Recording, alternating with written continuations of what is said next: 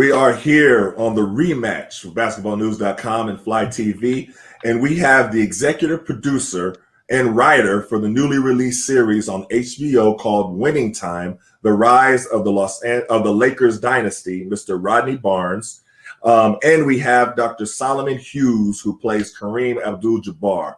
Thank you both for joining me today. I really appreciate it. Thank you for having me.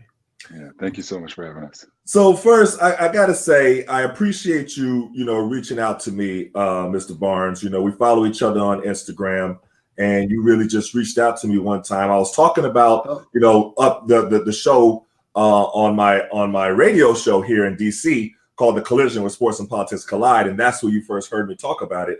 But thanks for reaching out to me, because I definitely am enjoying this show. Well, I've been a fan of yours for a long time, man, and I had to work on Solomon because he's in demand right now. It's hard to get Solomon to do anything. And I said, Solomon, we got to do this. And then when I said your name, he said, oh, man, I've read his books, I've done this, and it was a little bit easier after that. So he wasn't really doing it for me. He was doing it for you because he's a fan of yours. To hell with me.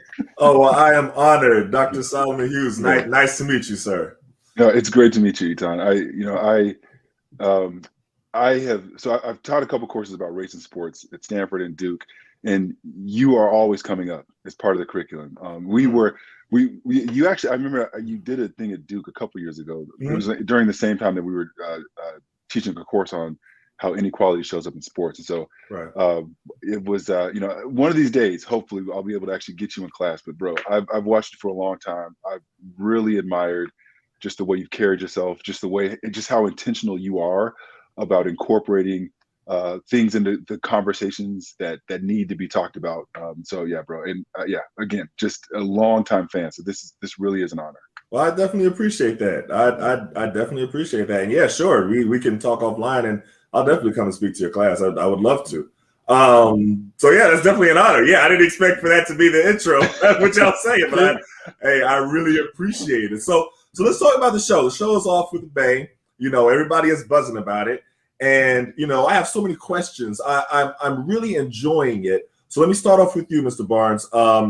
There was a lot that this shows that I think most fans weren't aware of. Would you agree, even from the start? I would agree. And I think that's the reason for doing it. It's like you already have documentaries, the 30 for 30s that have done about the Lakers and the Celtics and, basketball, the stuff that you remember.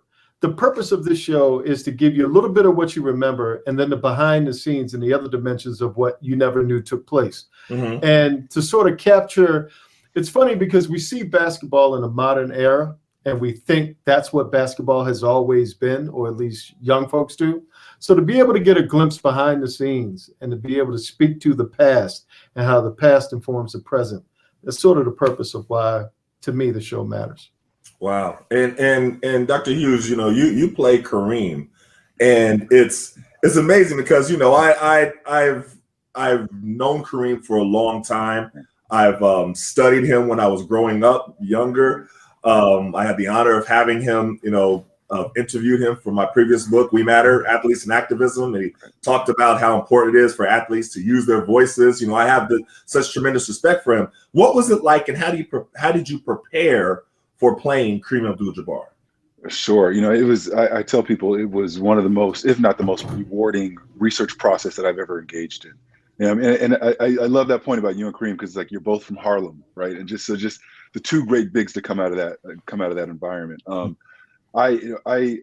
His autobiography, Giant Steps, is one of the first autobiographies I read growing up as a kid, right alongside the autobiography of Malcolm X. And so I've been a lifelong fan. I grew up in Southern California, in Riverside, California, which is right outside of LA. And so the Lakers were essentially my sports team, and Kareem was the literal center. And so my father, who was a sociology professor for 40 years, also very tall, and just loved Kareem, loved his mind, loved his contributions to the world, loved how he always spoke up for the oppressed. And so, early on, my dad was very intentional about making sure that my brothers and I, while we were fans of the game, that we paid close attention in particular to people like Kareem Abdul-Jabbar. Wow, that's great. Now the show doesn't shy away from the racial implications, even to start off with. It started right off with the scene where they were at the table with Jack Cook when Magic was there with his father. And he was saying all of those, those racial undertones things. Words. Oh my gosh, I was there like, wow. So why was it important to highlight that dynamic? Because that's a dynamic that a lot of previous, documentaries and shows have kind of glossed over. Because that was the nature of the NBA at that time. I mean, the players really didn't have a voice like they do today. Mm-hmm. And you were in a place where we're looking at 1979. You're coming out of the civil rights movement, and it wasn't really a closed-ended movement where everything was beautiful after that. So you still had the business of the game of basketball. Even though black men played it, they didn't really have a voice in the same way. And the owners that, in quote, owned the teams, in a way, I think they looked at the players like they owned them too. And they weren't used to players having a voice. And I think when you look at the ABA also merging into the NBA and the style of play being more up-tempo, more of a street-type game as well, a lot of fans were sort of pushed back by that. They wanted more of a traditional game, what they had seen with the teams of the late 60s and 70s and how they played the traditional game. So there was a lot of basketball at that time was the number 5 sport, like behind bowling, our research was telling us. Wow. And the games would be tape delayed. Even the championship, I remember the 76ers and the Trailblazers came on after like 11:45 or something after the news, even though the game had been over for 3 or 4 hours. And so a lot of that they believed was due to the race issue of how white people did not want to see a game that was played the way black people played it. And, they say violence and drugs and a lot of other things that I think the media pushed as the idea of what black men playing this game was at the time. And really up until, I believe hip hop sort of created a bridge. When you look at Allen Iverson and you look at the modern game, sort of fused the bridge between the black athlete and the acceptance of young white kids in a different kind of way to bring us into the modern era. But it started during the period of time of what we're talking about in 1979 and 1980. It's interesting, Dr. Hughes, because I've heard Kareem talk about this very often, and I've heard Bill Russell talk about this very often. I interviewed them both for my book, and I asked them what was it like the players, fans, interaction, relationship. What was it like back then? And the stories that they told me, I mean, Bill Russell told me about, being in the game and hearing them say every racial epithet that you could ever hear or think about. Kareem would say the same thing. He said, so, sometimes we weren't as warm with some of the fans because, that's all we heard the entire game. And then we have the media who then comes and it's like they're attacking us. So we're always on the defense. Did you see some of that in your studying of Kareem? Absolutely. I mean, I think so I had the opportunity to play college basketball, and I played a few years professionally afterwards. But just I think there's the experience of being like of watched closely and scrutinized. I feel like it's before anyone, I think, comes to a place. I mean, judging, I think, is just wrong in general. But before anybody comes to a place of like judging how someone like carried themselves in the media, it's my thing is I wish that they could just walk a day in that person's shoes, right? I mean, especially when you think about people like Bill Russell and Kareem, very, very tall, very recognizable. Certainly, every time they step out the door, there's just a wave of want from fans, from onlookers, et cetera.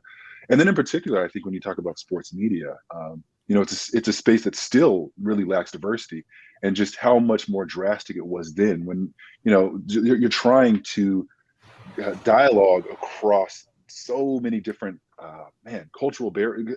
I don't want to use the word barriers, but just there's a lot of misunderstandings. And I think, I can only imagine how frustrating it was for people like Kareem or Bill Russell to show up every day in front of a body of sports media who were really only interested in one dimension of them, right? And in one relatively superficial dimension of them, right? Their physicality, what they did on the court, when all this stuff is happening around the world with them. I mean, when you think about, Bill Russell and Kareem, we were in Cleveland for the All-Star game, and it's coming up on the 55th anniversary of the Cleveland Summit. And just how monumental that moment was in the history of this country, and just how important. That's a globally important conversation that they were engaging in. And so to go from those like high intellectual deep conversations around this world around them that's falling apart, to just why don't you smile more? It's Right. you can only imagine how maddening that must be to have to deal with that on a daily basis. Right. And then it was interesting hearing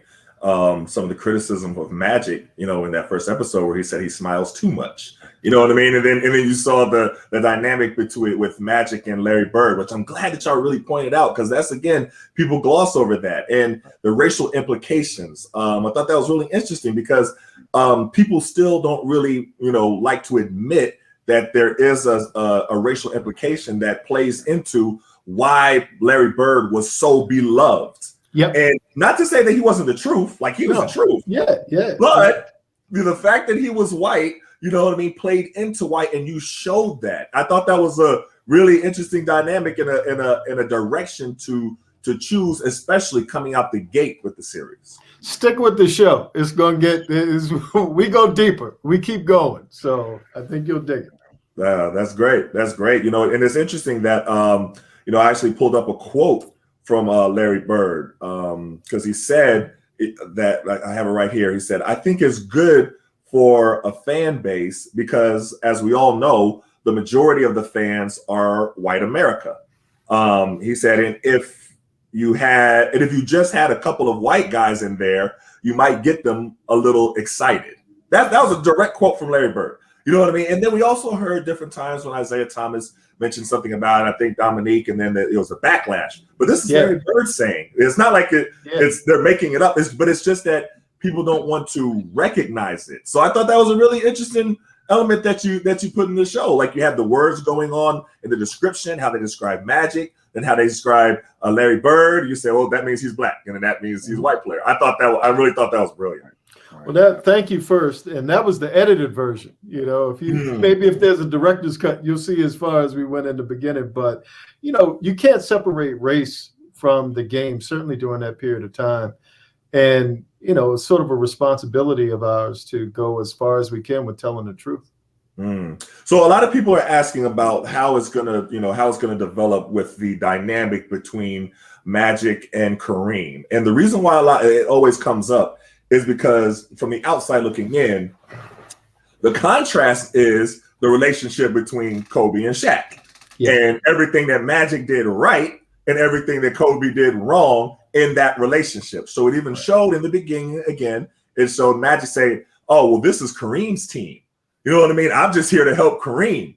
Like, it's all about Kareem." That's how Magic did. But then with Kobe, you saw it was a little bit different. It was the other way around. Yeah. The other way around. Did it get into that development as far as their relationship as we go on? Because I think a lot of people keep asking, and they want to see a little bit more about that development, because it's not really, again, talked about that much. Solomon, you want to start that one? Sure. Yeah. No, I feel like, so I pinch myself every day when I think about this being my first professional acting job, and just the brilliance of people like Rodney Barnes, Max Bornstein, et cetera, who have created this world for us to play in. And just so the writing is it's so good. And I think, Rodney talks a lot about really highlighting, we talk about, you're unpacking the multiple dimensions of these individuals, right? These are professional athletes who can leap tall buildings in a single bound, and they also have lives, and they also have backstories. And so, Magic coming from Lansing, Michigan, Kareem coming from Harlem, just the different eras that they came up in, the way they approach life differently. And so it's, I feel like viewers are there's going to be a lot to unpack with regards to just how their relationship comes together. When you think about Kareem at the time that this story starts off, he's won multiple MVPs. He's won a world championship. I read somewhere recently that if you take into account high school, college, and professional, he's the winningest basketball player of all time, right? And so you have someone who was like tried and true, like, I know how to win games, I know how to be successful, and then this new energy that comes in. So it's fun, just the multiple layers of the dynamic, the younger, the older, the established, and just the different way they approach things. I think I think viewers are going to have a lot of fun watching this. That's great. That's great. Well, I think a lot of times, and one of the things that I said before, as far that I saw a lot on social media, was that a lot of people didn't know, they don't know the personalities of different players. Right. So now a little bit, later with social media, they get a chance to see players doing different things, but nobody really knew who Jerry West was as a person. Do you know what I mean? I saw the reaction from the first episode. Everybody was like, "Whoa, this is who Jerry West was." Yeah. And how did you go walk me through developing that character and showing that side of Jerry West? A lot of research. I mean, I think we're catching him at the sort of the early part of his coaching career after he's just recently retired. And he's sort of at the crossroads of, what do I want to be in this game? And from everything we read, everything we were told by advisors, everything we saw, like YouTube or whatever, that's who he was. And so we had to capture that energy and that spirit. But much like what Solomon was talking about with the journey of our Kareem and our Magic, it's the same thing for Jerry West. We're meeting these guys at a certain place, and by the end of the season, they will have an arc, and you will know them a lot better than what the pilot showed. That's the beginning. We're going on a journey together, and everyone will have evolved with whatever direction they go in, up, down, left, right, whatever. And so with all things, there's a starting place, and this is the starting place for our Jerry West. But all of our research, this is the guy that we came up with everything that we came to learn. Very interesting. And so I heard that reaction a lot about Norm Nixon as well. Yes. Because again, people don't know. Well, Norm Nixon told me personally, he never wore a fur coat, even though we found a picture of him with a fur coat. He never answered that text. And he never got a pedicure. So and that's why we put in there claims he never got a pedicure. Oh, got you. But his son is playing him. So that's cool. They have Devon Nixon is playing his father, Norm Nixon. And so there's a relationship between those two in a different way than any of the cast members who are playing the other folks. So, there you go with Norm. So I know I saw on the cast, and you have, of course, Jeannie Buss, and you have all different people and a lot of people ask, who else for the Lakers are we going to see? Are we going to see James Worthy depicted? Are we going to see, Kurt Rambis? Those are the questions all on social media. Could you give a glimpse, to tell everybody, who can we expect to see depicted as the show goes on? Well, this is covering season 1. Okay. So you can sort of, go to a sports almanac and find out who was on season 1. Okay. But if we're so blessed to get more seasons, if folks dig this thing and HBO blesses us to continue on, we're going to tell as much of the story as we can possibly tell. So all of those folks will come, if we're so fortunate to be able to have them come. But in season 1, Spencer Haywood is coming. And Jack McKinney, who was the inventor of the Showtime offense, and I think a forgotten person in the annals of Laker history. And Paul Westhead, Pat Riley, the usual suspects of season 1, but probably won't go too much deeper than that in season 1.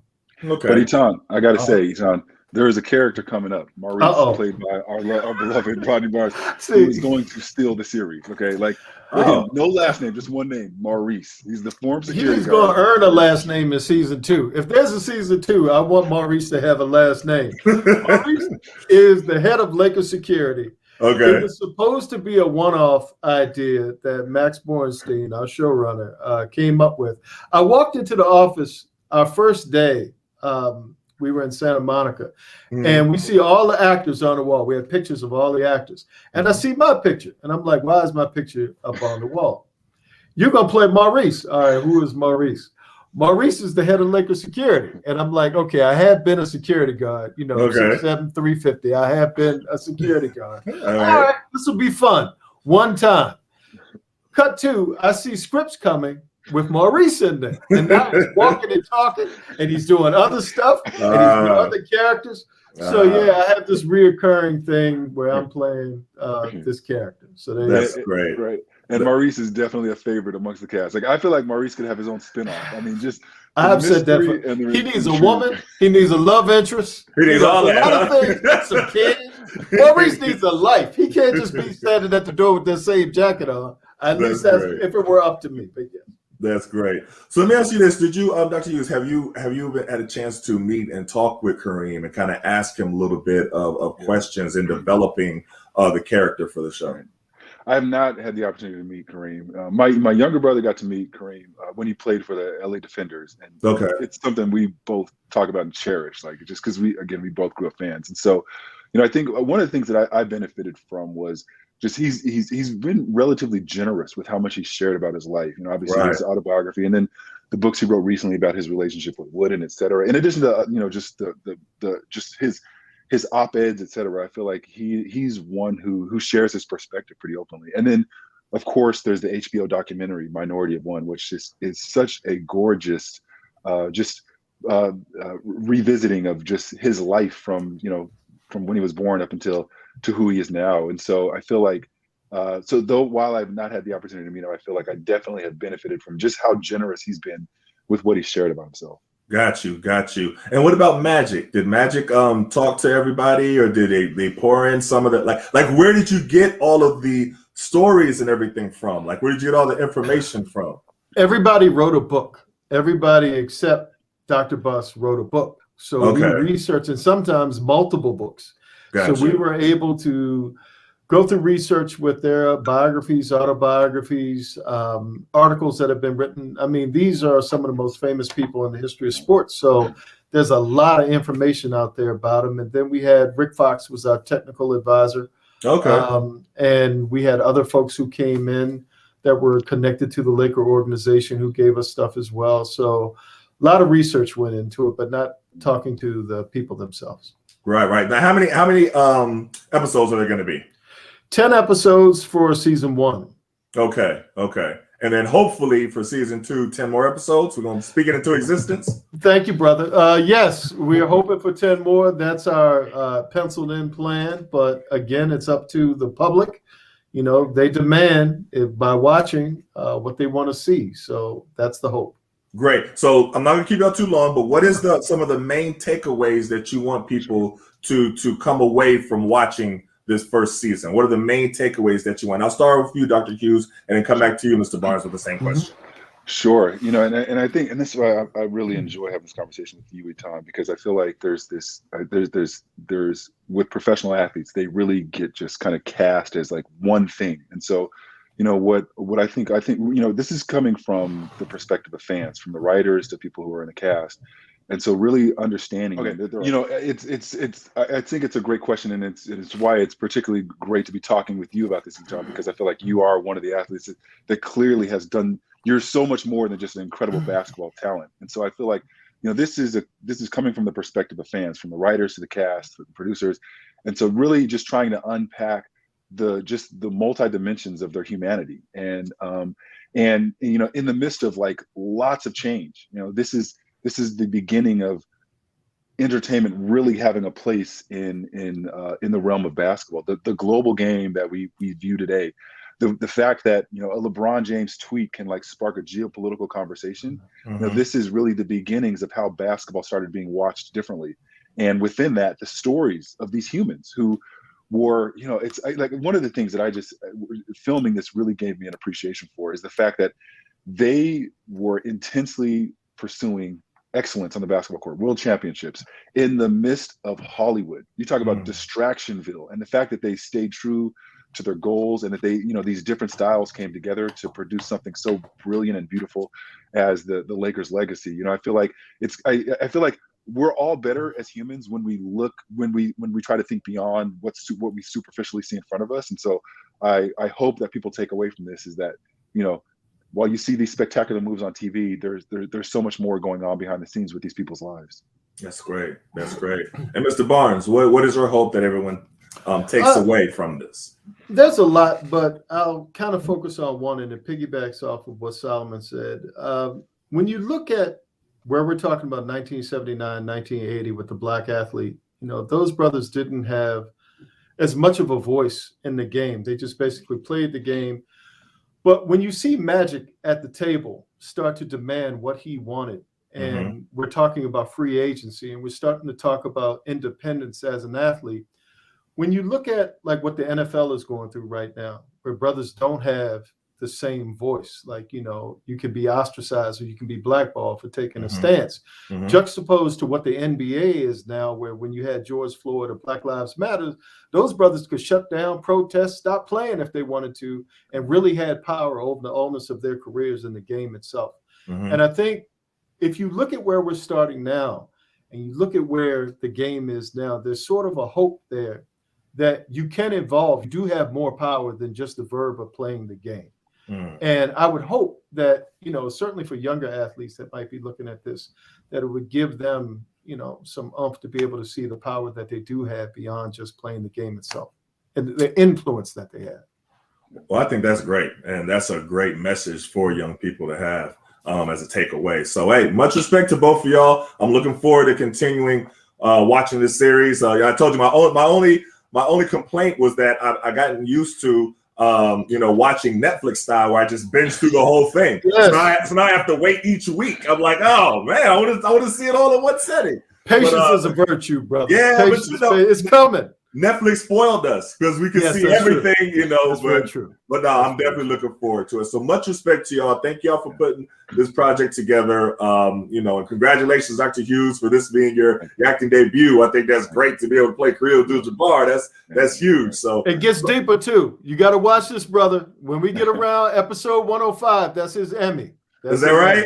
Yeah, man. He brings it from there all the way through. So can't wait. Looking forward to it. So, all right. I definitely appreciate you guys. And thanks again for coming on the show today. Thank you, Etan. Appreciate it. Thank you, Etan.